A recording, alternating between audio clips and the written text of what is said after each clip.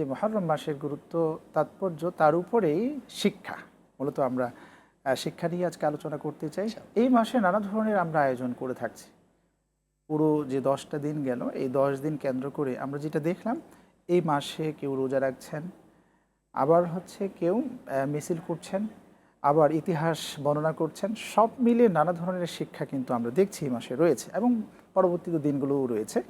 আমরা জানতে চাইবো যে যে 10টি দিন গেল, এখান থেকে আমরা কী ধরনের শিক্ষা পেয়েছি। মাশাআল্লাহ, খুবই গুরুত্বপূর্ণ একটি বিষয়।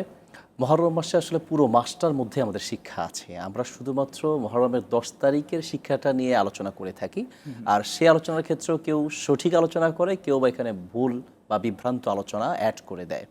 আমরা বলবো যে প্রথমত এই পুরো মাসের প্রথম শিক্ষা হচ্ছে অন্যায়ের বিরুদ্ধে অবিচল থাকা, অর্থাৎ অন্যায়কে সাপোর্ট না করে, সমর্থন না করে অন্যায়ের বিরুদ্ধে অবিচল থাকার যে শিক্ষা এই মাসের সবচেয়ে গুরুত্বপূর্ণ একটি শিক্ষা।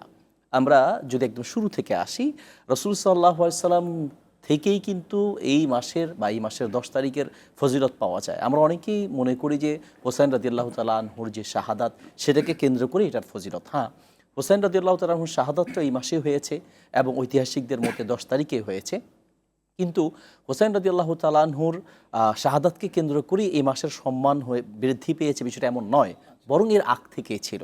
নবী সাল্লাল্লাহু আলাইহি ওয়াসাল্লাম দেখেছেন তখনকার যুগের, জাহেলিয়াতের যুগের লোকেরাই সিয়াম পালন করতো। জিজ্ঞেস করেছেন, কিসের সিয়াম পালন করছো? বললেন যে আনজাল্লাহু মুসা আলাইহিস সালাম ওয়া কওমাহু, মুসা আলাইহিস সালাম এবং তার সাথে যে মুসলিমরা ছিল তাদেরকে আল্লাহ তাআলা মুক্তি দিয়েছেন, এবং গররাকা ফিরআউনা ওয়া কওমাহু, ফিরআউন এবং তার সাথের যারা ছিল তাদেরকে ডুবিয়েছেন।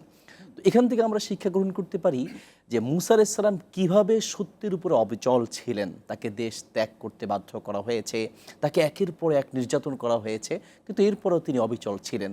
যখন ফেরাউনের বাহিনী তাকে তাড়াচ্ছে, সামনের দিকে যেতে থাকলেন, যেতে যেতে এমন পর্যায়ে হয়েছে যে সামনে সমুদ্র, পিছনে ফেরাউনের বাহিনী।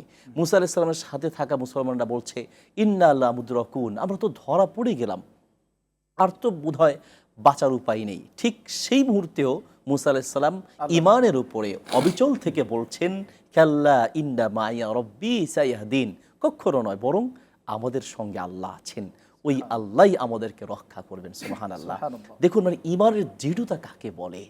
অন্যায়ের বিরুদ্ধে অবিচল থাকার জন্য ঈমানের দৃঢ়তা কতটা জরুরি, যে পিছনে সৈন্যবাহিনী বা শত্রু বাহিনী চারপাশে ঘেরাও করে রেখেছে, সামনে সমুদ্র, আর বলছে যে আল্লাহ আমাকে বাঁচাবেন। যদি এই ঈমান আমাদের থাকতো, যেই আল্লাহ মুসা আলাইহিস সালামকে সাহায্য করেছেন, যে আল্লাহ নবী রাসূলদেরকে সাহায্য করেছেন, সে আল্লাহ কিন্তু আমাদেরকেও সাহায্য করতে পারেন এবং করেন। কিন্তু পার্থক্য হচ্ছে আমাদের সেই ঈমান নেই, সেই দৃঢ়তা নেই।